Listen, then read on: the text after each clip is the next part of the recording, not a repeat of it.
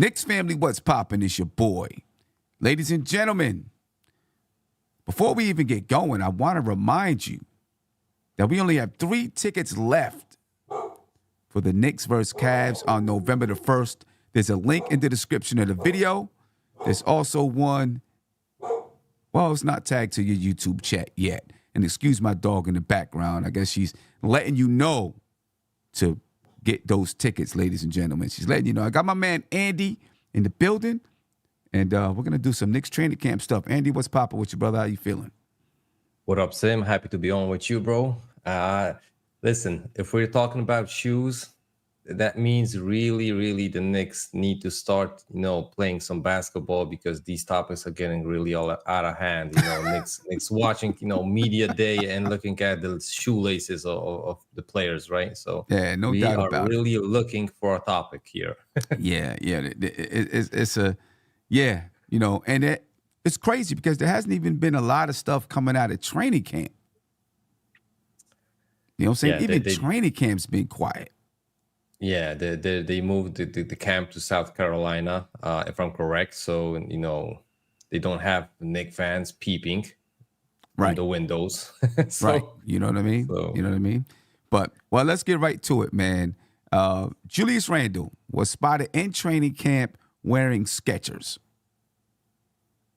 All right. And yesterday, there was just a lot of stuff all over the place about, people cracking jokes on Randle and Skechers. Even I threw a joke out there, right? He left CAA and all of a sudden, now he's got to wear Skechers. You know what I mean? But actually, I rethought about that a little bit, and I was thinking, well, what if Skechers approached Randle? CAA was like, our guys don't wear Skechers. We wear Nike. We wear Adidas. You know what I mean? And Randle was like, well, you know what? I want to try something different. I don't know. But I'm sure everyone's seen what the Skechers look like. You know what I mean? What's your thoughts on it, Andy? Well, Sim, for me, it's a funny topic because it comes, for me as as I'm coming back to playing more basketball, maybe even in the, coming back to the amateurs leagues, I'm looking for a new pair of shoes. And then this, 2 days later, this topic pops up, right? So, Yeah. I'm not going to test those, Skechers. I'm going to wait for Julius to see if they're going to fit, if they ain't going to be any kind of Zion, things that I'm going to try to cross over someone and my foot is going to be, straight up on the floor. But listen, there were players before Julius taking that approach that there are going to be the ambassadors of the, of the shoe brand and stuff like that. Yeah. D-Wade did it. Kobe did it even. Yeah. And, Stephen Marbury, when he went, he had those Tarberry shoes, right? Mm-hmm. So this isn't something new. He isn't the first one. From what we know, currently in this season, Trey Mann was also wearing Skechers. So it looks like they both picked up the, the opportunity from Skechers, and maybe, maybe this Skechers are gonna try to impact the NBA market a little bit more, the basketball market, right? So I remember Wilson Chandler started wearing ponies again. When he was drafted to the Knicks. I went out, I bought a pair. I was always a pony fan, though. You know what I mean? I even have ponies now, that I wear every once in a while. I was always a pony fan, so I was like, oh, snap. Wilson Chandler's wearing ponies. Let me see what they're like. The quality wasn't that good. You know what I mean? I was like, hey, there's no way I'm hooping the knees, just throw them to the side somewhere. Skechers, they have they're not a pop culture shoe right now. I will say that they're trying to change that. They're not a pop culture shoe. It's more, nurses, people around the office, people doing work, construction, things like that. people, they wear Skechers. Yeah, they got a totally different market, right? Yeah, different market. That's kind of what they've been known for. Because they are a major brand shoe, just not sport wise at the moment. But they're entering into the sports market. They seem to make good shoes. So I wouldn't put it past them to have done the research and development, to make a good basketball shoe. It looks like it could be solid. You know what I mean? Terrence Mann and Julius Randle are wearing two different type of shoes as well. So I wonder if maybe they're not going to be wearing them during the regular season, but at this point in training camp, maybe it's part of Skechers' research and development. It's like, you know what? Julius Randle is a power player. We'll have him wear this model shoe during training camp. He can give us some feedback, tell us what it's like. Terrence Mann is more of a, speed player. So we're going to give him this type of shoe, give us some feedback. That way they can work on their development of the shoe. It seems clear that they are looking to enter into the basketball market. I don't know if these guys are actually going to wear them during the games. We'll see. But if they do, good, kudos to them, for trying to take a different route and looking for something new besides, the regular Nike, Adidas, now Puma's in the game. You know what I mean? Kudos to them. Do you think, though, Andy, this could be part of their research and development? Having these guys wear them during training camp? This might be a part. Listen, we are in the 21st century, like years deep now. So I'm pretty sure that Skechers did some development, did some research on it. They probably picked a route of marketing, right? So I'm pretty sure that this isn't like a random thing that we're gonna do. That they hired one person and that's one person's decision. There's probably tons of people behind this, because if they do and release a bad product, they're going to burn the whole market for like a decade. Exactly. The next comeback is going to be a decade. We saw how And One shoes went. Mm-hmm. We saw Grant Hill being the ambassador of Fila, right? Mm-hmm. They burned that market. Fila, the comeback is like, retro shoes, right? But nobody, that's going to be playing in Fila's in the NBA. Right. And even the retro shoes that they came back with, I actually just bought a pair, right? Because I found some nice ones that I like for $35. I was like, oh, all right, I'm going to pick these up. But, the quality isn't good enough to play basketball in. Exactly. They didn't make them for that. They made them just to wear. Compared to what's on the market, right? Exactly. Have top shelves. And listen, these guys get paid a lot of money. They rather play in comfortable shoes, in safe shoes, technologically advanced compared to these, right? But like I said, we are in the 21st century, like for 2 decades now. I don't think that, Skechers just coming into the game, they didn't make the research, the quality, the technology, that they're like a simple foam, sole and whatever in that shoe. I think, it's quite advanced at this point, since they went and tried the market of an NBA player. And let's hope that, they're going to pan out. And, Julius and Terrence Mann can get a lot of, money out of it, actually. Yeah, they can get some money out of it. I mean, if it's just for research and development right now, I'm pretty sure they're getting paid something, if it's just for research and development. But if they end up playing in them during the regular season, I'm pretty sure they're getting a much bigger check, right? Julius Randle did have sort of a response to the rumors, if you want to call it, right?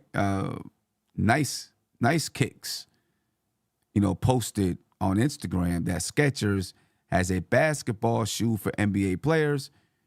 And they say in their comment, Terrence Mann and Julius Randle going to get buckets this season wearing Skechers, right? And Julius Randle commented with a little emoji with shades on. I don't know exactly what that means. You know what I'm saying? But there is a video. I know you can't see it, but there is a video of him in camp. He's dancing on the floor in them.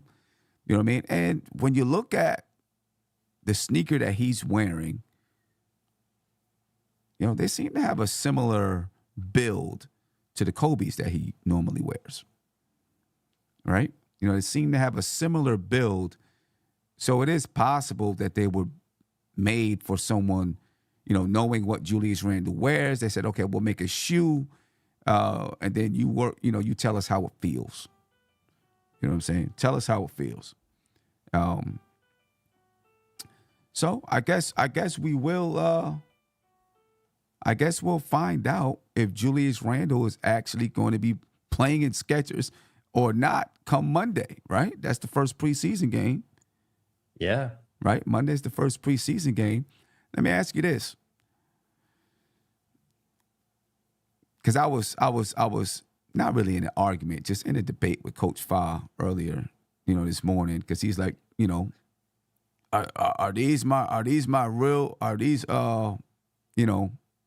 is this the question that we're worried about? Is this what we're worried about?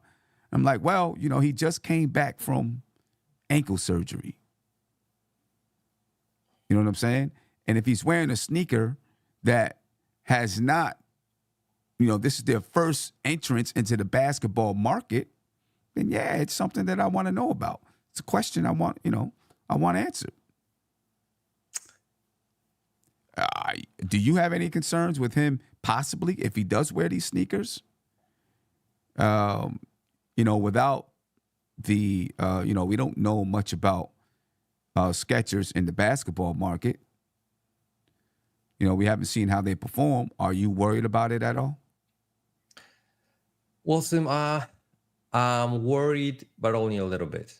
Like I said before, I'm guessing that the technology and them entering the whole basketball market required research and technology development, especially for these kind of shoes. I don't think anyone is going to make same mistake like And One made when they came out and they signed Steph in the first year, and he literally got injured before or the first game or something like that. I was watching the And One, the documentary on Netflix a couple of months ago, and I remember that that was the case then, and they had to pull out the whole new market, whole new marketing, and I don't think a company like Skechers that they sell and they know how to sell shoes and how to create them just on different markets. Right. They're gonna shoot themselves in the foot.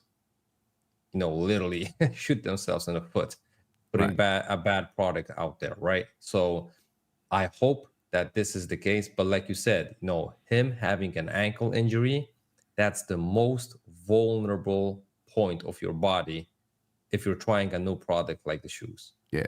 Yeah. If it was like a wrist injury, you ain't going to blame it on the shoes. If he gets re-injured, slips, whatever happens with his lower body, they're going to blame it on the shoes. That's the first thing people are going to say. That was a risky move. That was a risky marketing move. That's the first thing people said with LaMelo. Right. Pumas. He got those Pumas on. He's got those Pumas on. Yeah. King Cypress said, does it really matter? Oh, this is Coach Fry said, does it really matter? This is a non-issue. Knicks fans are too involved. He said, why is this a subject to discuss? It's a subject because he wore them, and you know what I mean. It's out there. That's why I believe it's a subject to discuss. Every single year when players go to the All-Star game, they wear a different color sneaker, this and that. And people, especially people who like myself, who like sneakers, talk about what kind of sneakers that player has on. That's all I'm saying. You know what I'm saying? That's all I'm saying. We do it every year. We talk about what kind of sneaker that a player has on. Right? And, if we like them, if we don't like them, if we want to buy them, if we don't want to buy them. You know what I mean? So, we have a discussion about it. I'm not saying it's a bad thing for Randle. I'm not saying it's a bad thing for Skechers. We're just having a discussion about it. And I do think it's a good discussion to have because the brother just came off of ankle surgery. You know what I'm saying? I mean, if that's the case, why do we discuss any of this? You know what I'm saying? Why discuss any of this? That's all I'm saying. And someone just asked me, Beat Baller for real said, wait, Sim, do you like those? Do I like them? I need to see him up close. I need to see him up close to know if I like him or not, to be honest with you. I don't know. Yeah, I think when you get the shoes to look at them really close, what the materials are and stuff like that, you can check the quality. I think, that's when you can judge them. Yeah. Just from the design, it's like, no, there ain't nothing special, but I saw worse shoes. Yeah. I saw worse shoes. And Skechers, they are King Cyber said, well, he hurt his ankles wearing Nike. I mean, I'm not saying he's gonna hurt his ankle wearing Skechers. I'm just talking about Randle being one of the guys that's wearing Skechers when they are entering the market. I mean, that's all I'm saying. That's all I'm saying. And we will get to talking about training camp. The last thing that I did want to say about Skechers is, because this is fascinating stuff to me. So I'm sorry if people don't want to hear about Skechers right now, but we're gonna get to training camp. I promise you. It's fascinating to me because I buy sneakers like 3 times a month. I buy a pair of sneakers. All right. So I like to buy sneakers and wear sneakers. They're Skechers, like it seems right now, they're trying to change their image a little bit, right? Like B Baller for real said, they have focused on work, right? But now Snoop is a collaborator. Doja Cat is a collaborator. They've entered a little bit into, like, I think, soccer, right? So they're trying to change their image, and we'll see exactly where that goes. See exactly where that goes. Let's get to a phone call, and then we're gonna talk about. I mean, this is training camp. He wore them in training camp. He's wearing them in training camp. It's a training camp issue. Is it, Coach? Matter of fact, you know what? Coach Fowl made me mad. I'm getting all my girls Skechers this season. Now, Caller, you live. Tell me your name and where you're from, please. How you doing? This is Jamal from Jersey. Jamal, what's going on with you, brother? How you feeling? I'm not too bad, man. I guess I'm in the weirdo club because it's a fascinating topic for me also. So it is. I know they're going to be about that. Yeah, I mean, it is. It's fascinating to me just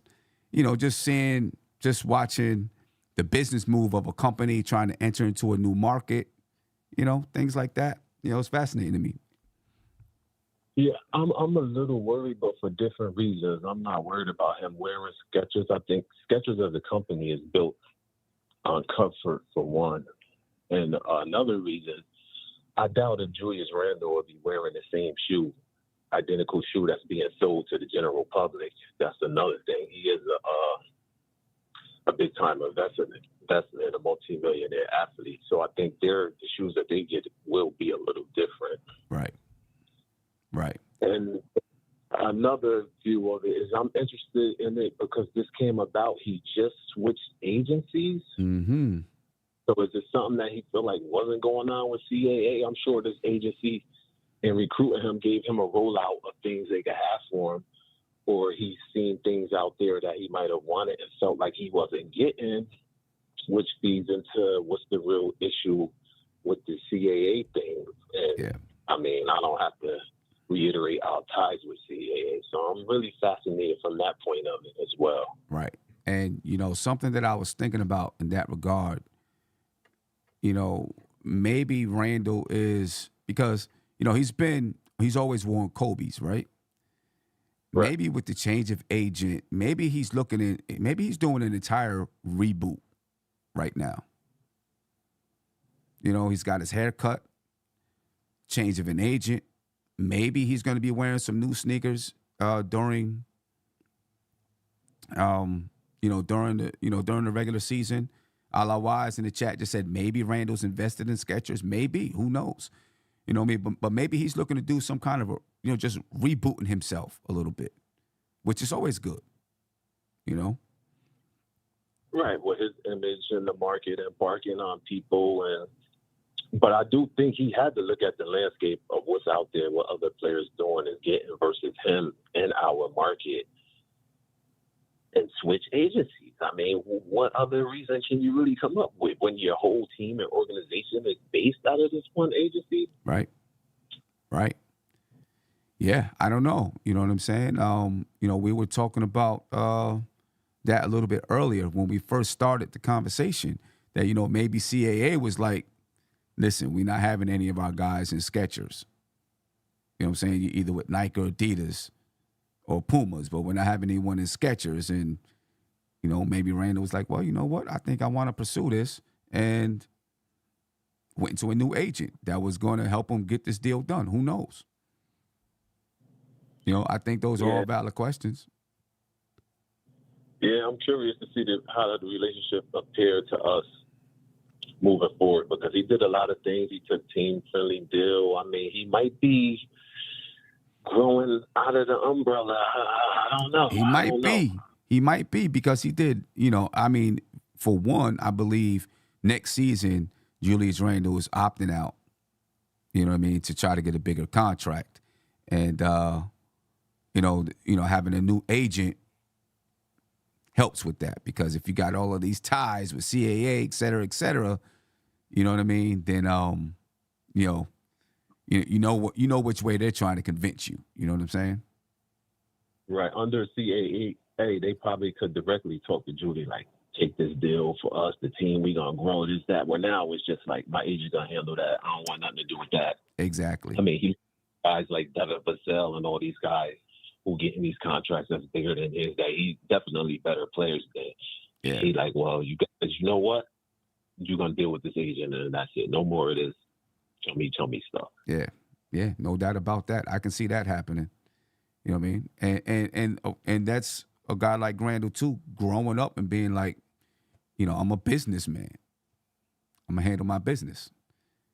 And that's a smart way to go about it, because you've seen, over the years, if you paid attention to his Instagram or Twitter, you've seen him take pictures with different businessmen and doing crypto stuff and things like that. So, it's maybe just another way for him to expand his portfolio.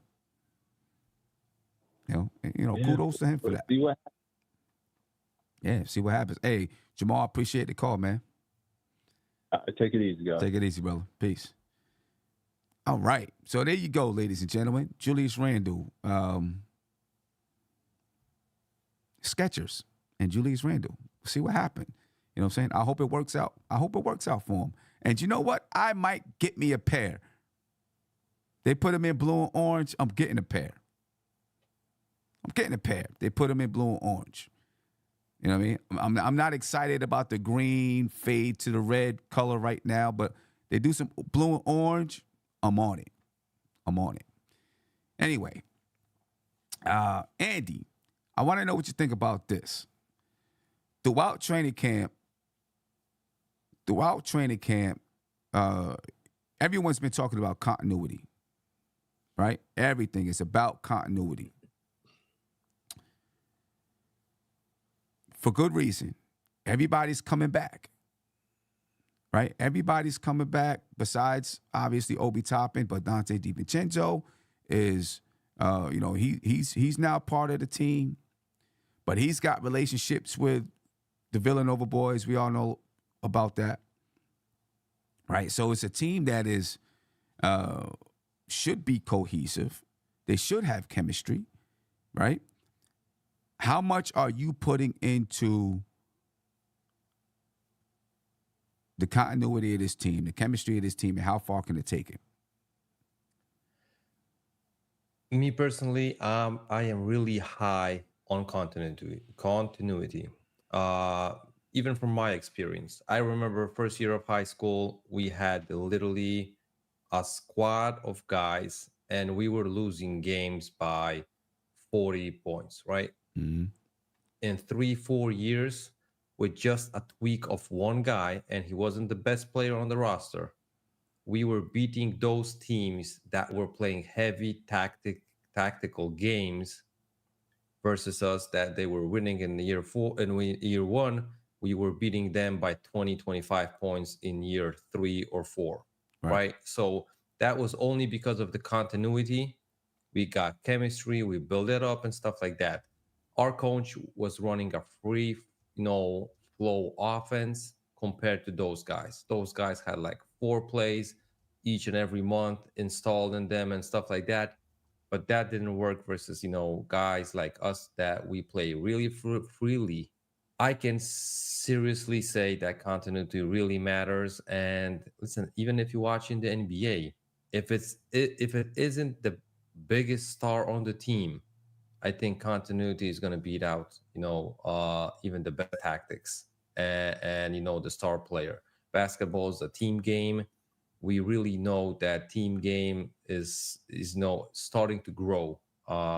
And we saw it What we sim found in the was FIBA last games year when also. Obi was out, Oh, so Teams that that play longer with each other can beat out teams that literally are like a pickup squad, right? So you can see it on every level of basketball, and I think that's how it's going to roll in the next several years. yeah, yeah. But listen, I'm a big. I am huge, just like you. Really big on continuity and chemistry. I think that continuity and chemistry gives you the edge. Really does give you the edge on. It gives you an edge, right? Because you know what to expect from players in certain situations. Uh, you understand each player's personality. You understand how they're going to react to certain things.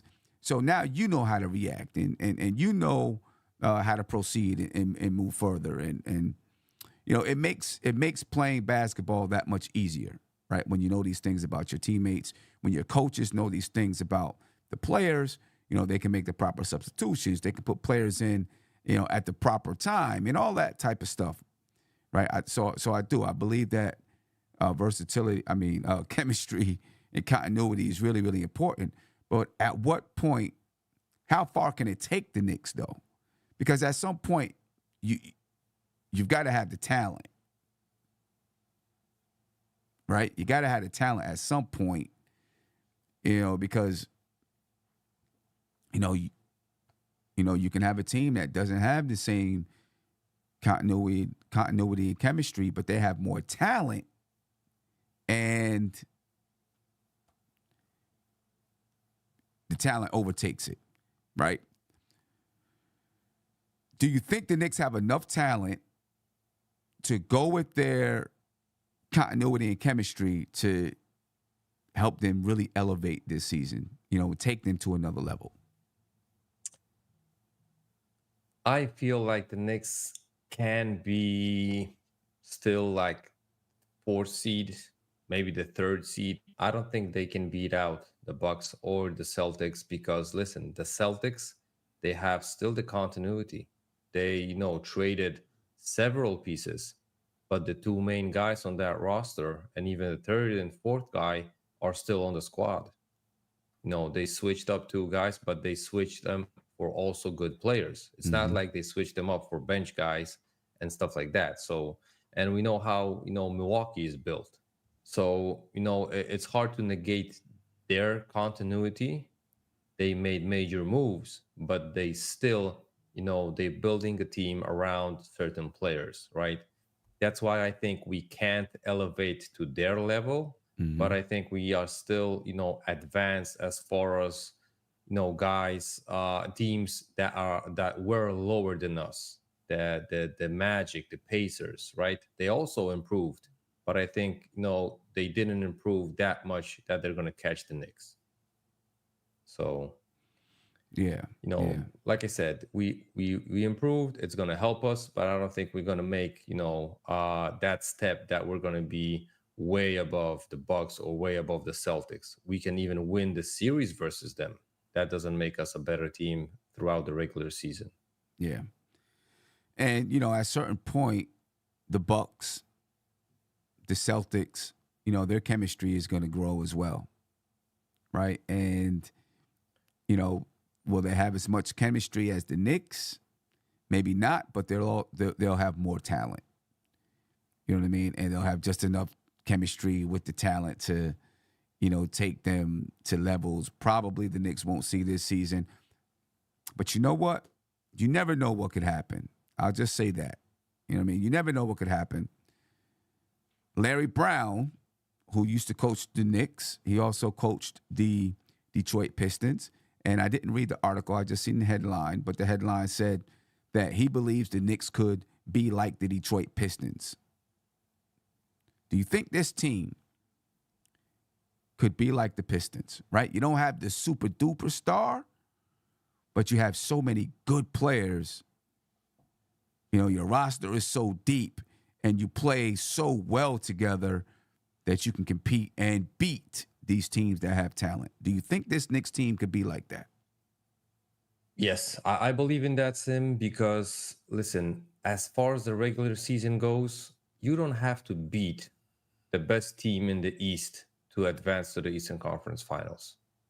It depends on the matchups in the playoffs. Like we saw last season, the Bucks which were the number one team, they got eliminated before they got even further past the first round, right? So you don't have to build just to beat the Bucks or just to beat the Celtics. Some other team might get lucky and beat them. They might get an injury and they might not be able to compete at the level that they were playing throughout the whole regular season, right? So I think there is a possibility, and I'm actually a fan of building a team in that kind of philosophy, that if one of your guys goes out, God forbid, of an injury or a major injury, that he's going to miss like half of the season, it's not going to be that big of a drop off. Listen, imagine Jason Tatum or Giannis get injured for like half of the season or less. They're automatically out of the races of the first seed. And I believe that truly. I think they're going to lose too many games without the first and main option. And if you take out the first and main option from the Knicks, and for example in Randle, I still think that the rest of the guys are going to step up. Not every, not like one person, one player is going to step up in that role, but because we have a wide variety of guys that can make those smaller steps, but they're going to be playing as a team. And I think the whole team development might fill out that role that Randall is going to leave or that someone else is going to leave. And I don't think the Bucks have the quality around their bench, or for example the Celtics. Listen, they got a short bench now with that roster, right? And they got a couple of injury prone players there. So right. If that doesn't pan out, we might be looking, like halfway throughout the season, we might be thinking like, listen, the Bucks ain't top 2 in the East anymore because this and that happened. So yeah, I think it's going to depend on the development of players like Grimes, Quickly, yeah, right? R.J. Barrett, Mitchell Robinson. You know what I mean? Do they take steps forward, right? Because while the Boston Celtics, picked up Drew Holiday, I mean, you would assume that Jaylen Brown and Jason Tatum are still getting better, right? The Milwaukee Bucks, you would assume that Giannis is still getting better. Chris Middleton, I mean, I think he's probably where he is. Damian Lillard, you know what I mean? I think he's probably where he is. So the Knicks definitely have a chance. They have so many young players and guys who are still growing and developing that they can have a number of guys take leaps forward to get better, which could then really propel the team Emmanuel Quickly, Quentin Grimes, Mitchell Robinson. Even Brunson and Randall can still get better. Obviously, R.J. Barrett, right? These guys, all of them aren't going to take major steps forward. Just, the confines of a basketball team sometimes just don't allow everyone to take major steps forward because either you don't get enough minutes, your role doesn't accentuate everything that you are as a player. You know what I mean? Because of, whatever your role is, whatever the coach says your role is on the team. So sometimes that happens, but players in particular, if RJ takes a step, if Quentin Grimes takes a step, and I'm going to say if Mitchell Robinson takes a step, right? Because even if Emmanuel Quickly's coming off the bench, he's playing that six-man role. He was a candidate for sixth man of the year. If he stays the same, he's giving you, like he took a big step last year. So he's giving you major production. And, if he can take another step this year, I'm not saying I don't want him to. I think that Mitchell Robinson's step forward, Quentin Grimes' step forward, may be more important than Emmanuel Quickly's step forward. Right? Because when Mitch really, really played well last year, the Knicks were really, really good. Right? When he was giving you double doubles, he was really, really, the Knicks were really, really good. When R.J. Barrett is knocking down threes, scoring efficiently, the Knicks are good. You know what I mean? So I think if those two guys can take steps forward, leaps forward, and then Quentin Grimes can take some steps forward in that starting lineup, with some of the things that the coaching staff wants him to do, it could definitely propel the Knicks. Who do you think out of the young guys, who do you think is the most important player that needs to take a step forward? Well, I would say that it's going to be Quentin Grimes. The worst thing, maybe not the worst, the toughest thing for me to envision him taking a step is that he's going to be playing with the first squad, right? With the starters. And Right. he might not get the amount of opportunities to even show out that, right? He's not going to get amount of shots. He's not going to get, the amount of, ball possessions, touches, however you want to call it, to be, being able to showcase like Emmanuel Quickly does off the bench. When Quickly's all, with the guys off the bench, well, one, he's the ball handler there, so he can, break up the play, call his number, and try to get the opportunity for himself, right? Quentin Grimes doesn't have that opportunity with Brunson, with Julius, with RJ. He's literally the fourth option. We see the same thing with Mitch, and I'm not saying that Mitch is a great offensive player. He doesn't have barely nothing in his offensive repertoire, right? But if we would try to utilize him in, pick and roll plays, alley-oop plays, and whatever, he would probably be able to score 12 points per game. Mm-hmm. And stuff like that. But we're not even looking his way. That's why he's not averaging that. And, it's hard to, make everyone happy because, if Guy was going to average 12 points, he would love to, get even more opportunities to average 20 points, right? So, and there's only a certain amount of possessions that you can distribute throughout the players and throughout the whole team. So for me, I think the biggest potential of playing great basketball is probably from Quentin Grimes because we saw what Quickly can bring. I think Josh Hart and Dante DiVincenzo are more seasoned and we know more about them, what they can bring to a team, right? And imagine, I probably know that you remember the first games of Josh Hart, right?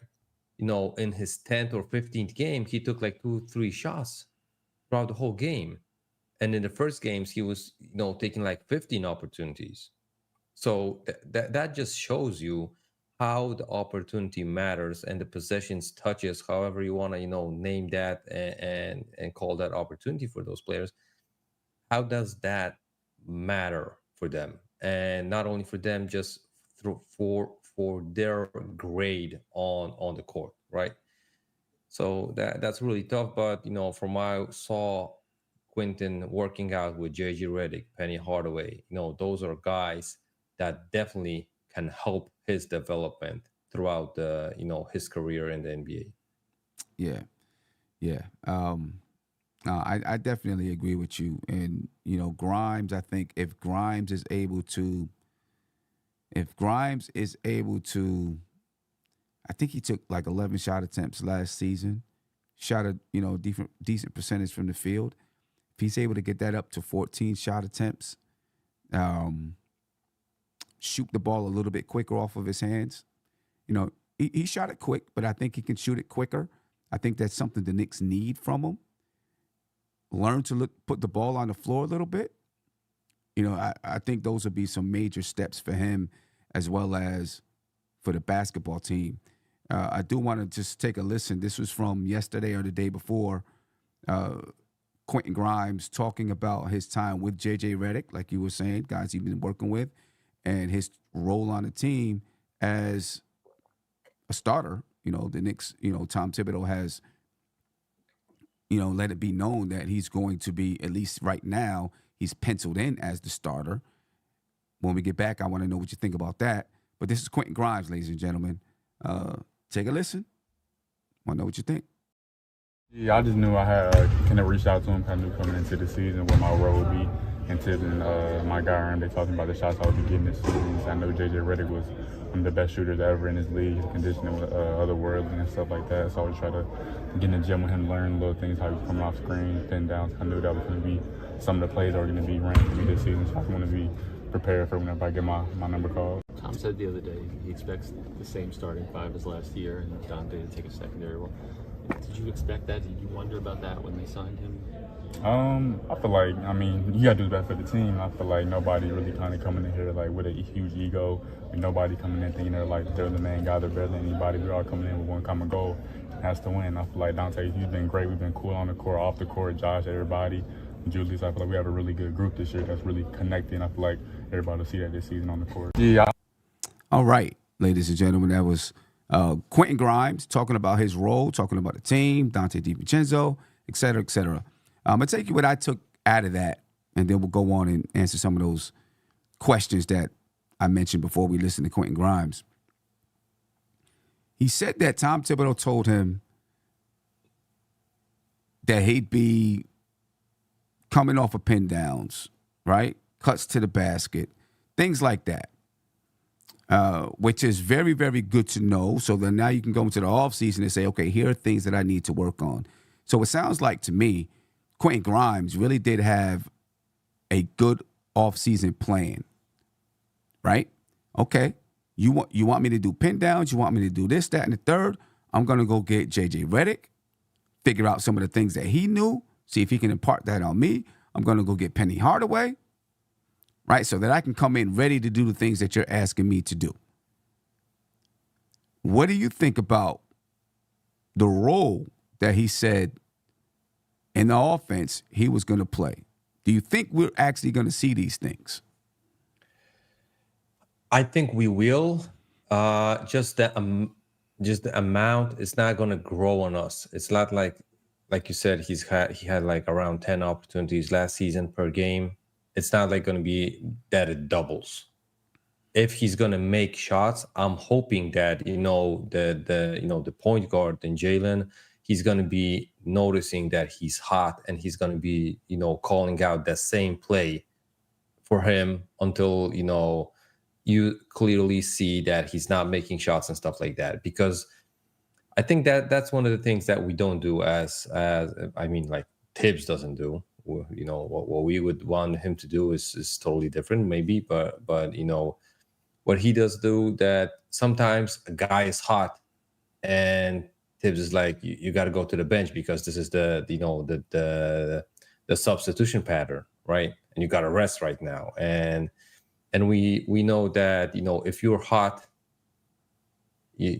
for me, I would love to play even all 48 minutes if I'm hot, right? But no, I understand that that's Tibbs' philosophy.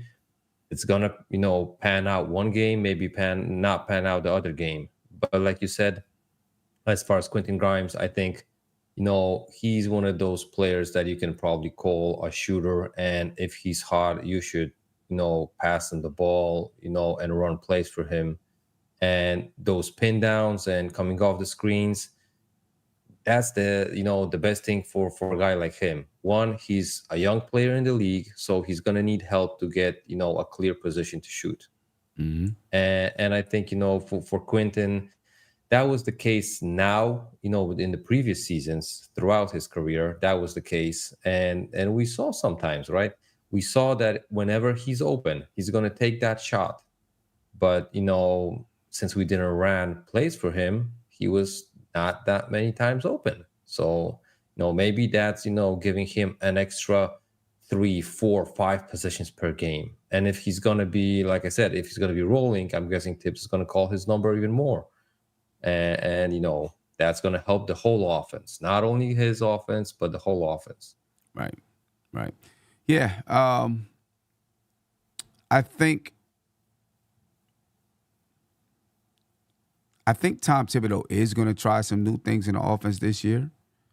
I think he probably believes that he has more weapons, with guys like Quentin Grimes coming back. Like last year, Quentin Grimes, he didn't even start the season because he was injured, right? So we're assuming that he's going to start the season this year healthy, right? So you have that unit coming back together, and hopefully they're able to take some things that they did last year and then build upon it. I think that's one of the major things about this team coming back and having the continuity that we've been talking about is you can grow. Like every season, you can add little things into your offense to make it home a little bit better, right? When you're constantly changing lineups and bringing in new players. Now every offseason you got to figure out, okay, how do I use this guy? How do I use that guy? How do I use that guy? Based on their skill set. Well, when you're used to the guy's skill set, now you can go into the offseason and say, last year he did this, he did that, he did that. So this is how we're going to utilize those skills, right? We're going to use Randle like this and Grimes like this and Brunson like that. I think that's one of the benefits of the continuity. And so Quentin Grimes, going into the offseason, being able to know we're going to be doing curls and pin downs and things like that, he really does have a focus, like you've seen. And if he comes in and he's able to capitalize on it, the Knicks would just be, just that added offensive weapon and versatility, I think, makes the Knicks so much better. And then when you have a guy like Dante DiVincenzo coming off the bench who already gives you the versatility in his offense because he can catch and shoot, he can go off the dribble, he can cut back door, he can do all of these things. I think it makes the team that much more lethal on the offensive side. And then you got all guys out there that can really get it on the defensive side when they want to. They can really get it. Randle might have some lapses, RJ might have some lapses, but for the most part, you got guys out there that can get it. We know what Jalen Brunson brings, but you got to feel that this team can be very good defensively and that their offense can expand. You got to feel that. Andy, I know you brought up earlier the ESPN ranking. And I don't know, I didn't see it all. Where did they have the Knicks ranked? Let me, to be true, I'm going to read it off for you. Okay. They predicted the Knicks finishing 6th in the East. Okay. With a record of 46-36. So tied with Miami, but below Miami. We were below Miami. We had the same record as Miami. Same record. Yeah. The first was the Celtics. The second was the Bucks, the Cavs, the Sixers, and the Heat with the tie with the Knicks. Okay. So that was the ranking, right? The predictions. Okay. Do you agree with that? I mean, do you see when you look at you see Boston and Milwaukee, you know the Knicks aren't better than them. Yeah, I can agree on that Right? point. We know that. We don't know where Philadelphia is going to be. Right now, there's rumors that James Harden might get traded to the Clippers, or the Clippers are really trying to get James Harden. So you don't know what they're going to be like and who's coming back. Cleveland, I would expect they're going to be good, and they're bringing their team back for another season. So, chemistry and and continuity should help them. Miami lost some pieces. I don't think you can ever count them out because of who they are, but they lost some pieces. Do you think they are underestimating the Knicks? Which I'm cool with. I'm actually cool with it. Let them underestimate the Knicks. Let the Knicks enter the season with a chip on their shoulder. But do you think they're underestimating the Knicks?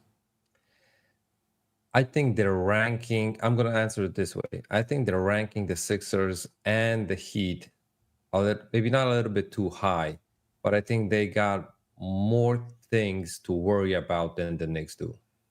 The Heat, because of the trade rumors, they have Tyler Hero, not trusting the team and stuff like that because he was mentioned in trades and stuff like that. I'm not saying that we know totally what's happening in that locker room nowadays, but listen, the same with the Cavs. We beat the Cavs. Mm-hmm. And it was quite an easy series, actually. I was expecting a really tough 70 games fight. We beat the Cavs, and it looked kind of smooth, I was going to say, even that way. No doubt about that. Listen, I think the top two, and I'm not saying that, it's going to be one the Bucks or one the Celtics, whatever. Those teams are like a tier above the rest. Then it's like 6 teams that can literally finish 3-7 or whatever, and the same with the Nets. That's where I mentioned the Pacers weren't mentioned. I don't think the Pacers have the talent. I think they're still personal wise a step behind the Knicks. But for example, the Nets, I think the Nets have the chance to be even in that ranking. But if the Sixers trade James Harden out to the West and they have a comeback of some young guys and stuff like that, I don't think they're going to be even in the top 6 in the East. So I think their ESPN rankings are skewing a couple of teams because the on paper and how the numbers look, it's totally different how the chemistry and interior stuff goes around, and that's a thing that the numbers don't envision and take into account, right? Allah Wise said, how do you know Boston is better than us or the Bucks? Y'all are tripping. I mean, right now we're talking on paper. Yeah. You have Giannis and you have Damian Lillard on one team. I mean, on paper, and they got Chris Middleton. Right? I mean, on paper, they were better than the Knicks last year. Right? On paper, they're better than the Knicks. And you would assume that the Bucks are going to be, they have 2 All-NBA players on that team. Bona fide All-NBA players on that team. When you talk about the Celtics were better than the Knicks last year with, for the most part, the same team that they have now. Of course, they moved on from Marcus Smart and added Drew Holiday. They moved on, they added Kristaps Porzingis, and they moved on from some guys who played defense for him. Grant Williams, Robert Williams, right? They moved on from, 2 of those Marcus guys. Smart. Yeah. So I definitely agree with you there. Now, I'm going to say this. Before they got Drew Holiday, I wasn't so sure about the Celtics. I had to see it. I thought that they got softer, a lot softer. Bringing in Drew Holiday, I think they get some of that toughness back. I do. Think they get some of the toughness, but now he's a more consistent scorer than Marcus Smart. Still a great defender. I think Boston is really, really tough. No doubt, I think they're really, really tough. You know what I mean? So right now, on paper, I have those two teams as being the top two in the Eastern Conference. And Sim, it's just also looking at the history, right? And I'm not, like I said before, I'm more of a continuity, building the team around team and more versatile players and versatile roster throughout. But look at the Celtics. They got Brown and Tatum, which were all-stars. Drew Holiday was an all-star. And I'm not saying previous season, just in their career, right? Even KP was an all-star. Horford was an all-star. You got guys that know how to play the game. The same with the Bucks. Middleton was an all-star. Brook Lopez, a couple of seasons, was an all-star. Dame was an all-star. And even if he wasn't an all-star, he deserved to be an all-star. Just he was in the Western Conference, which they had, tons of guards there, and he didn't get voted in. Giannis is an all-star. So, of course, like I said before, like I see you storing the LOI's comment that KP is a paper man. That's all. Listen, that's all true. But until that happens, like I said before, if that happens and if he's out like 60 games or, out, then we can say that. Right.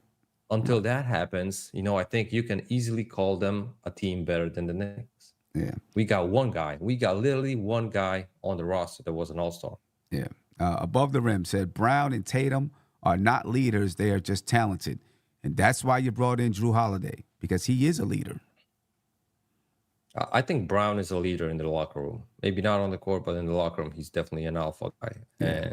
But I think Drew Holiday really adds that veteran leadership. Like, he's going to be the guy that they look to. I do think he helps to elevate that team just a lot. Because if you base it on, like, the playoffs and things like that, I can understand what people say Jason Tatum and Jaylen Brown, aren't those type of leaders. Solid, just leaders, headstrong leaders. Drew Holiday is. And I think he just changes that basketball team because of his leadership and his toughness and his defense. You know what I mean? I think he changes that team big time. Makes them really, really, really good. I think he makes them really, really good. As far as the other guys, the other teams in the Eastern Conference, the Miamis and Philadelphias and those guys, there's going to be question marks all over their teams. There might be more question marks with those teams than there are with the Knicks. You know what I mean? Those teams are in more flux. Those trades hurt Miami more than it hurt the Knicks, because Miami was looking to get a Drew, or first a Damian Lillard and then a Drew, right? The Knicks, they didn't really throw their hat in the ring for either one of them.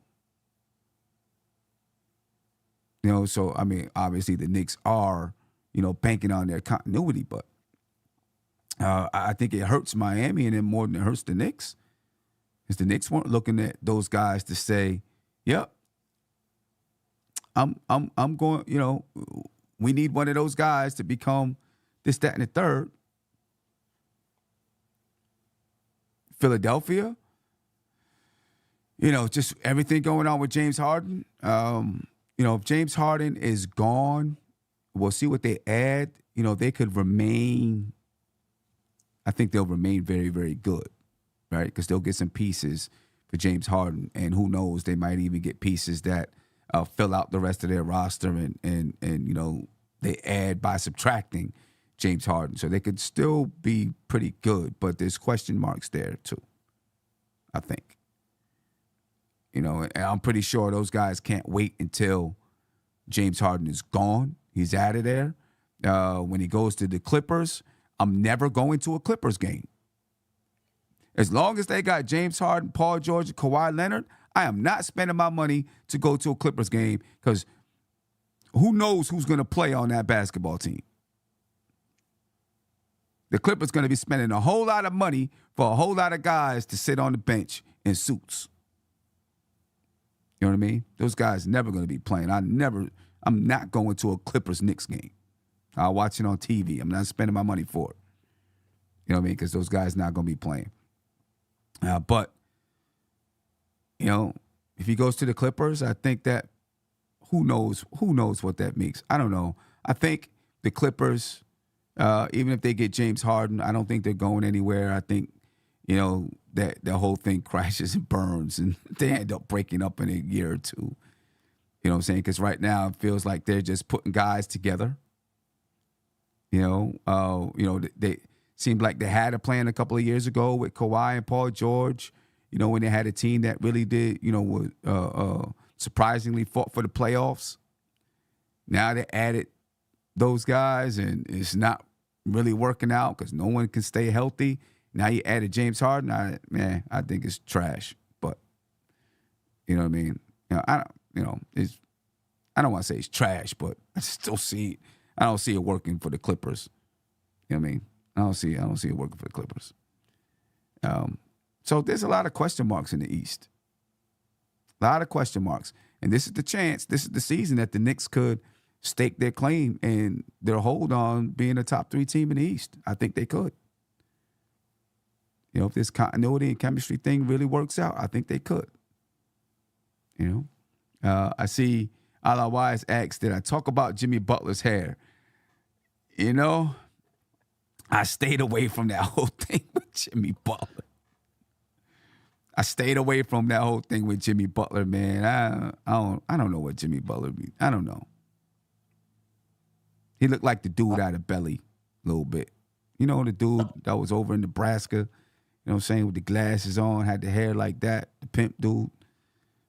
You know what I'm saying? I don't know what Jimmy Butler. That for me, and I think someone figured it out on Twitter or X, however it's called now. That from the media and the ESPNs, TNTs, ABCs and stuff like that, they need to take the pictures from media day and they have to use them throughout the whole season. Right.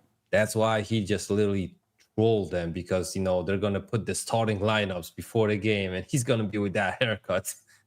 so imagine that picture popping up and you're gonna be reminding yourself, that dude did it on purpose, before the season started. Yeah, they're gonna make him take another picture.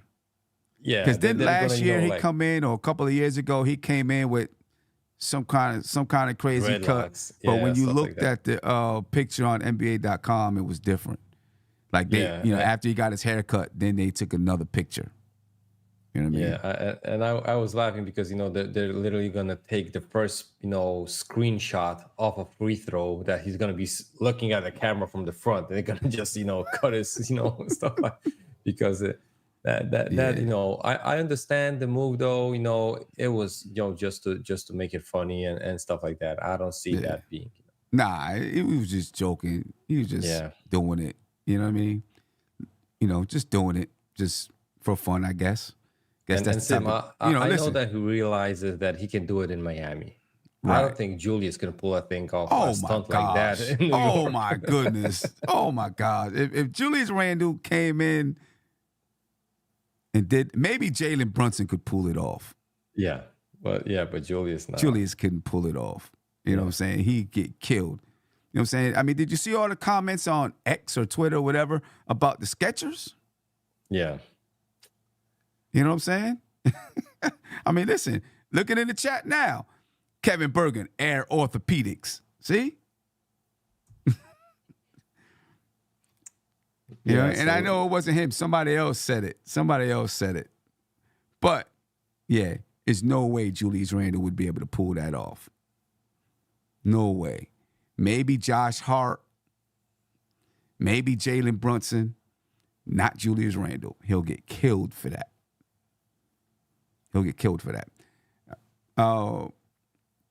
But what do you think? I think we touched on it earlier when we first started. But what do you think about just how quiet. Angry Knicks fans, if they paid me, I'd wear those Skechers too. Trust me, I'd wear them too. They pay me, On I'll a wear them. podcast under the desk, Sim. Listen, if they hit me up and say, hey, we're trying to get the New York market for Julius Randle, will you advertise Skechers on your show? And they pay me, you guys are going to see a Skechers advertisement on this show. Trust me, I'll put it up there. You know what I mean? It is, say Skechers right in the corner.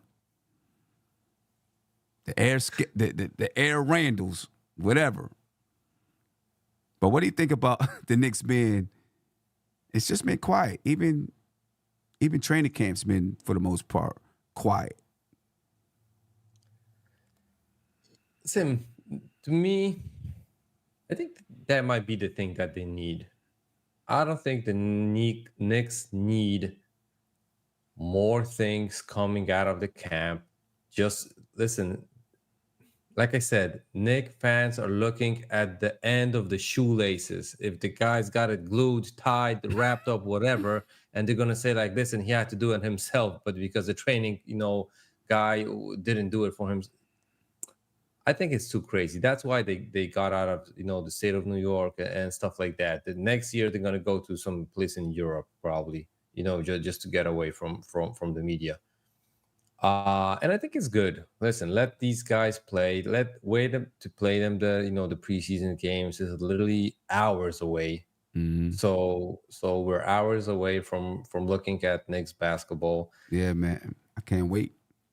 Yeah. Me too, wait. Sim. It was a long off season. I'm not gonna lie.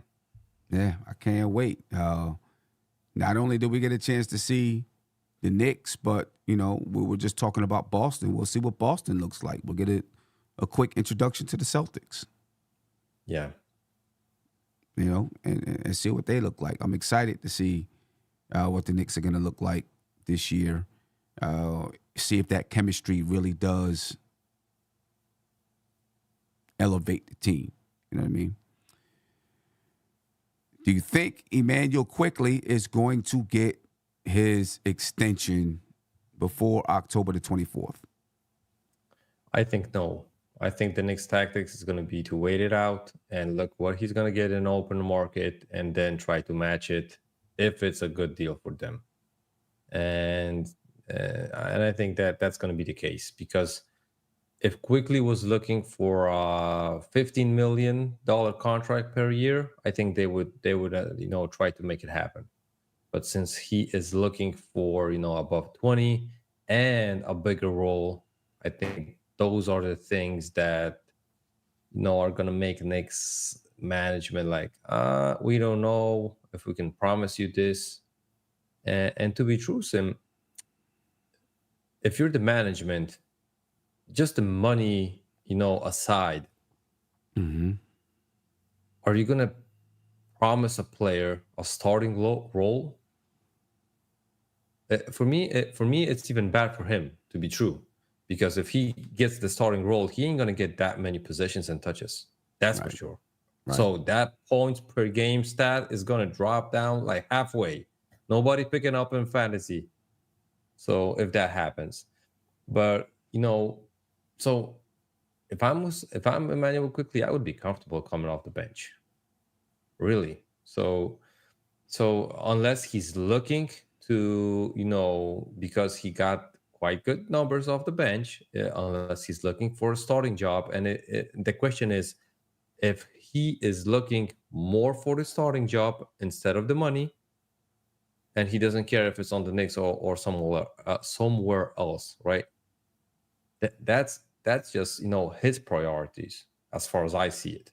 Because if he thinks that the Knicks as an organization, as a team, as a franchise are going to put their promises and their players and their building tactics around Emmanuel Quickley, I don't think he's that kind of a guy currently in the league. So Yeah, if that leads to a breakup, then be right. it. I think he wants 120. That's what was reported? He wants 120? Is I didn't see that. But Sim, 120 he over wants how many around. years?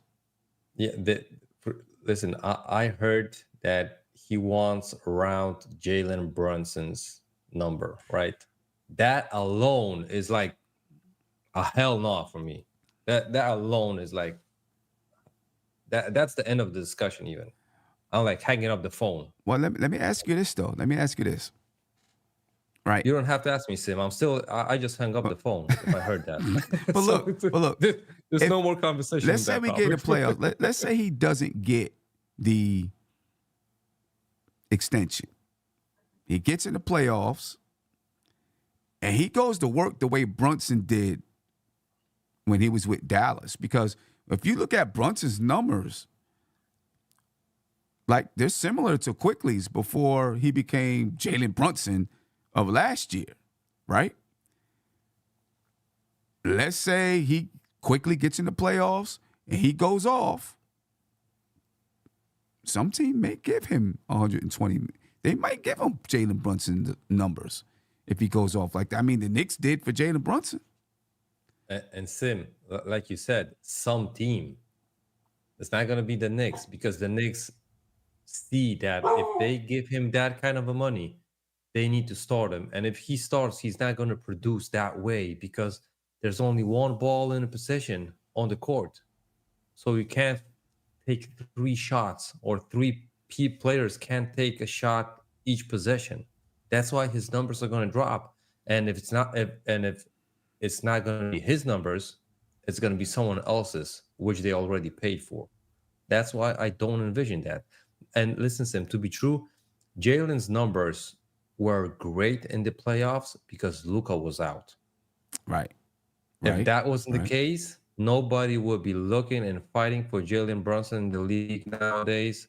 And he probably would be, the running mate of Luka Doncic on the Mavs. Yeah.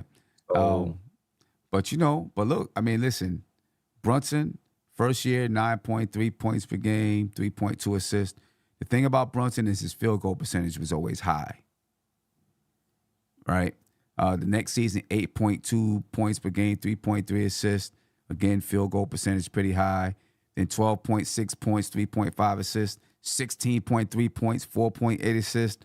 And then last season, 24 points per game for the Knicks. And now Emmanuel Quickly, he's kind of in the same boat as Jalen Brunson. Last year, he averaged 14.9 points per game, 4.2 rebounds, 3.4 assists, shot just about 45% from the field and 37% from three. His second season in the NBA, well, we'll go back to his first season. His first season, he averaged 11.4 points per game, 38.9% shooting from three, only 39.5% from the field, 19 minutes a game. His second season, 11.3 points per game. He shot 34.6% from the field, only 39% from the field. Last season is when he really picked up that shooting percentage. So his scoring went up, 14.9 points per game, 4.2 rebounds, 3.4 assists, 37% from three, 44.8% from the field, and he's a pretty damn good defender. There may be teams that look at him and say, well, Jalen Brunson did it.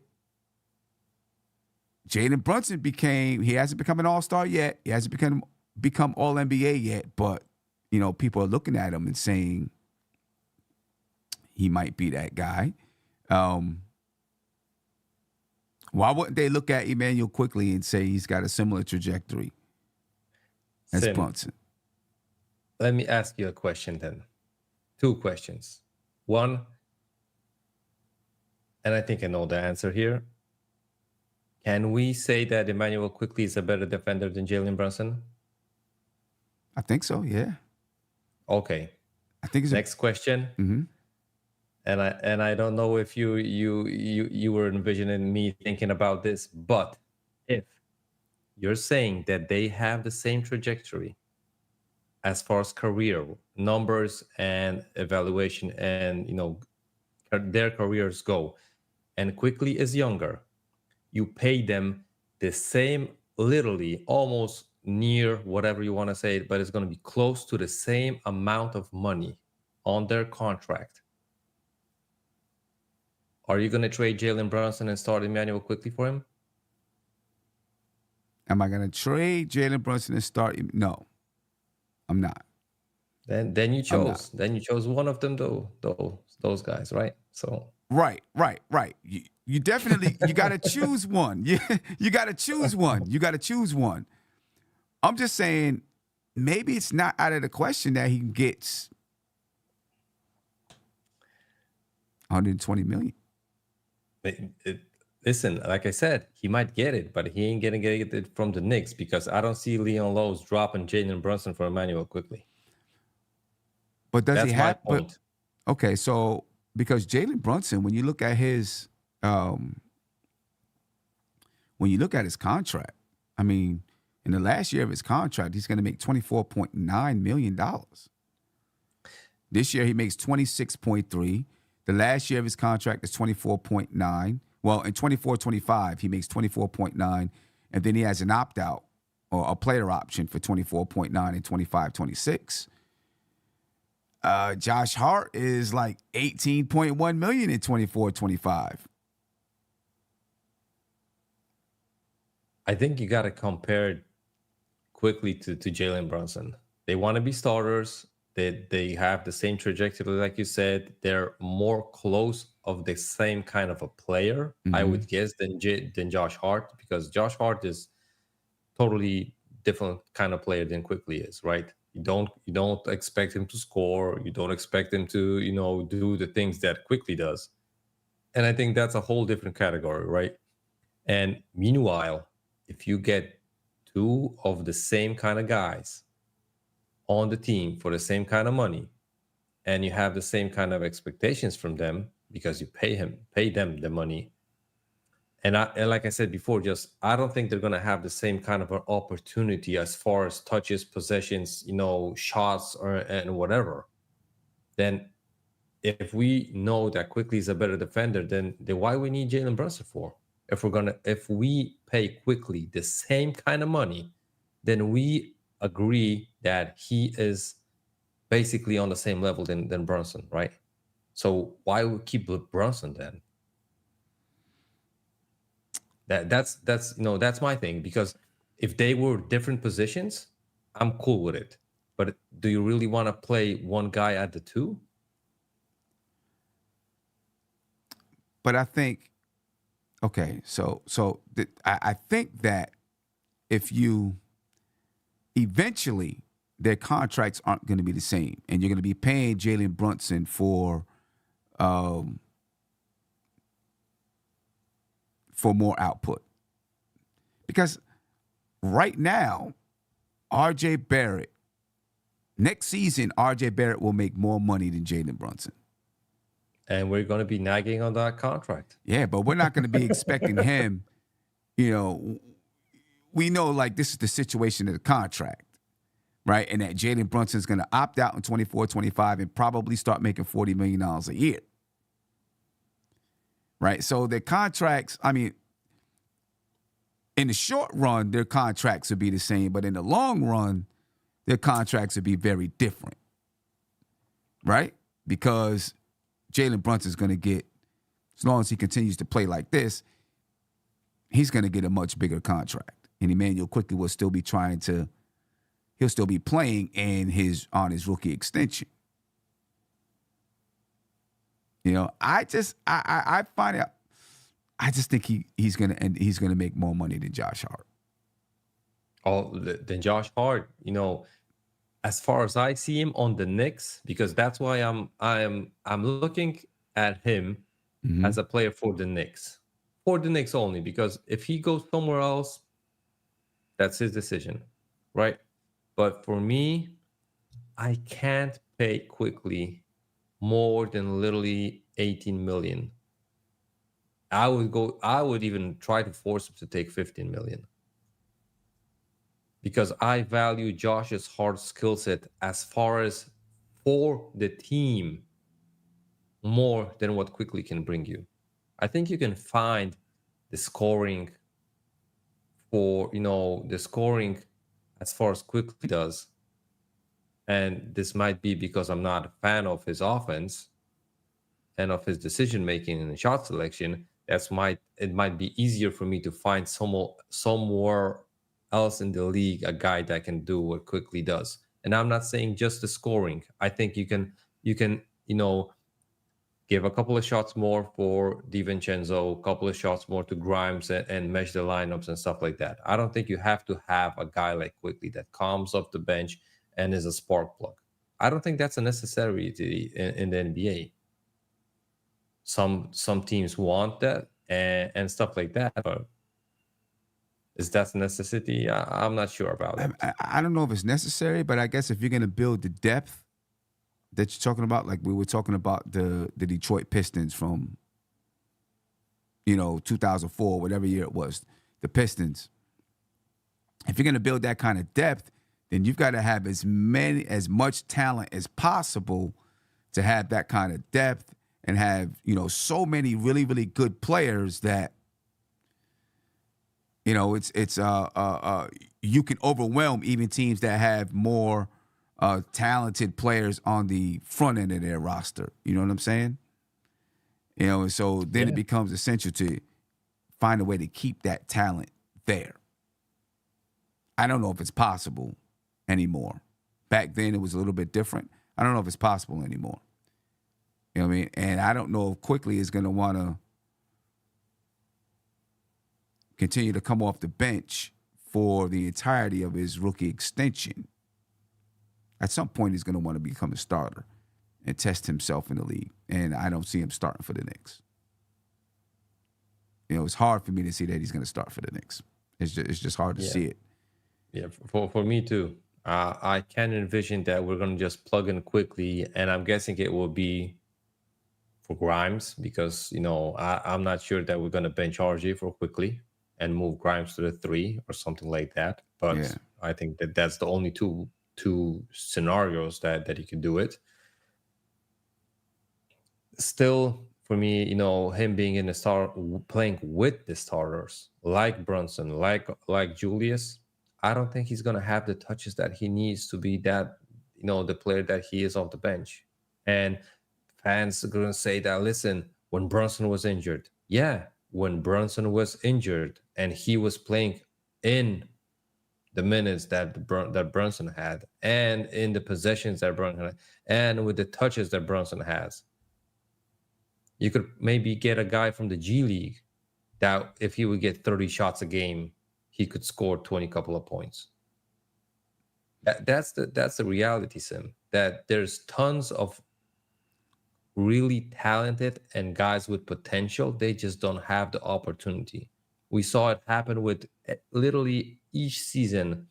There's a guy on the team that when someone gets injured and he fill-ins, for more than 10 minutes, it just, it just clicks, right? And he shows off. It happened with tons of players on the Knicks. Jeremy Lin, what happened? Someone had to get injured for him to get minutes. Yeah.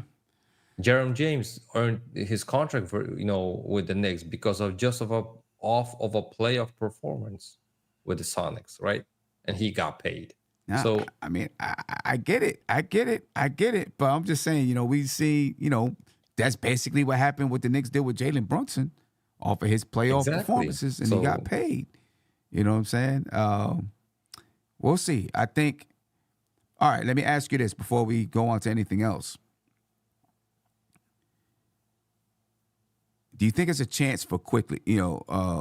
Do you think Quickly will be taking a big chance if he does not sign his rookie extension? Because if he signs it, locks up some money, $80 to $100 million or something like that, he's good. He's good financially. Obviously, if you do not lock it up and you get hurt throughout the season, now that rookie extension or that contract might look very, very different. If you were Quickly, what would you do? I think I'm going to play this season out and get max money from whoever gives me the offer in the off season. And and he already said it for us and for the Knicks fans, right? That he wants a starting job. I don't see him getting a starting job on the Knicks. So No. Yeah. for me, it's clear. For me, it's clear, really clear as far as what Quickly wants. He wants a starting job. It might not be even about the money, just about the job. And I don't see him just get the job on the Knicks. So No, I agree with you there, 100%. I mean, anything else, just coming out of training camp that is on your mind? Before we yeah, get to that, before we get to that, I do want to remind everybody though that there are just 3 tickets left, ladies and gentlemen, for the Knicks versus the Cavs on November the 1st. Just 3 tickets left. All right, so make sure if you haven't gotten your tickets, get those tickets. All right, get those tickets because it's just 3 tickets left. All right, section, there's $155 per ticket. You're not going to find them any cheaper. Section 223, 224, and 225. All right, center court, really good seats, really good tickets for a price that you just can't beat. We'll be doing a live pregame podcast, a live postgame podcast. I know it's a Wednesday night and you got work the next day, but, come check us out. Vaughn Allen said it's 2 left, so maybe Vaughn bought one or someone bought one. So it's 2 left. Ladies and gentlemen, make sure you go ahead and get those tickets. All right. Andy, anything else before we get up out of here? I do have one more thing, but, we'll talk about this. go ahead, Sim. Oh, okay. Well, no, I have one more thing to say about the tickets and stuff. Oh, tickets. Yeah. So, yes, Sim. I'm probably going to be on with Ron tomorrow. I think I can figure out the time, so I'm going to be on tomorrow, and I'm going to ask him the same question. If Quickly is going to get the same amount of money, what the Knicks fans are going to pick between him and Brunson. I wonder what's going to be the response there. I saw tons of tomatoes thrown at me and in the chat. I'm happy. I'm happy about that. Listen, I'm like Julius Randle. I ain't gonna do no thumbs down, but but I'm cool with that. I'm used to it, from me defending Fournier. So yeah. So I can deflect that. So I'm cool. But to be true, Sim, and I'm not putting this on the side. You guys know that I'm not the biggest fan. I'm not sure that you can call me a Quickly hater, because I could go the other way around with the fans, that you guys love him too much, but I ain't gonna do that. So I'm gonna play that way. I just, he doesn't fit my basketball philosophy as far as that, and him just asking for a role that for me he won't get on the team is just basically him asking out of the Knicks, right? Okay. And I read it as that. If you guys don't read it as that, I'm cool with it. That's your opinion. So I'm cool with it. Did he do anything this past season to change your mind even a little bit? Sim, I always said that his defense is developing each and every year compared to his rookie year. I'm not going to disagree on that, and I never did disagree on that, right? His shot selection doesn't develop as fast as I would like. There's plenty of things that I don't like about his game, just to make it that simple, right? And I always put myself on, in the shoes of the players, of the teammates of his, right? I would rather play with several other Knicks than play on the same court with Quickly. And that's how I just try to envision it. Yeah. Okay. All right. Well, ladies and gentlemen, I do want to, and there's going to be a flyer out soon for this. We are having a kickoff event on October the 21st at Legends. All right, we're just going to do some podcasting. We're also going to do an in-person draft for fantasy basketball. All right, so we want you to join us. It's going to be fun. It's going to be dope. All right, and the reason why we're doing this is because we had to cancel the kickoff cookout that was going to take place this weekend because, it's an outside event, and there's a high chance of rain. So I didn't want to have my equipment out there in the rain and all of that. So we canceled that, and we're gonna move the event to Legends, but this time it's going to be of no cost. All right, you can just sign up, come on down, and join us. We're gonna have the kickoff event at Legends, and then on the 25th, we're gonna do the home opener watch party at Legends, and then of course on November 1st we'll be back at Legends for the live pregame show before we go to the Knicks versus Cavs on November the 1st. So look for that information coming out very, very soon. This weekend it'll be coming out, and we want everyone to come join us. It's going to be pretty dope. You know what I mean? So yeah, just be on the lookout for that. Mark your calendars down. The 21st, the 25th, November 1st. Mark those calendars down, ladies and gentlemen. And of course, on Monday, the Knicks play the Boston Celtics. I'll be doing a pregame. I'll be doing a postgame, and we're back in action. You know what I mean? We are back in action. And I'll be on sometime this weekend as well. But I think that's it for me for now, Andy. You forgot the Losers Lounge for the Losers Celtics Lounge. and for the Cavs. Yeah, the Losers Lounge. Hopefully Monday we'll be doing the Losers Lounge. You know what I mean? We're actually though, we're gonna be doing it. Even if the Knicks lose, we're gonna do a Losers Lounge.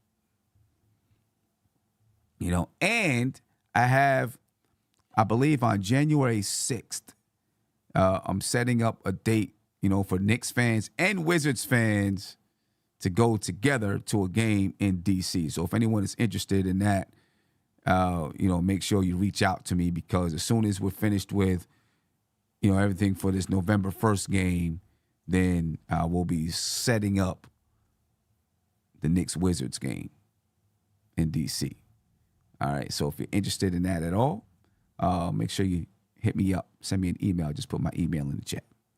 All right. Ladies and gentlemen, I'm up out of here. I appreciate your time. And, let's go New York Knicks. And Coach Fa, he might have left already. As soon as those Skechers come out, I'm going to buy my brother a pair of those Skechers. Buying you a pair of Skechers. As long as they're below $100, I'm going to buy you a pair of those Skechers. You know what I'm saying? I'm out of here. Peace. This is NBK. Nothing but Knicks. When send past the assist, you know that it's #1 show that breaks down the game. If you can't play defense, stay out my way. Dribble the ball, come down the lane. 5 seconds on the shot clock. Who gon' win us the game? You wanna hear Nick updates and trade rumors? Post-game reviews, this the place you tune in. So tell a friend just to keep the ball moving. Like the page if you feeling the movement. Every game we coming to win. Give us a sub like a player that came off the bench. This is NBK, nothing but Knicks.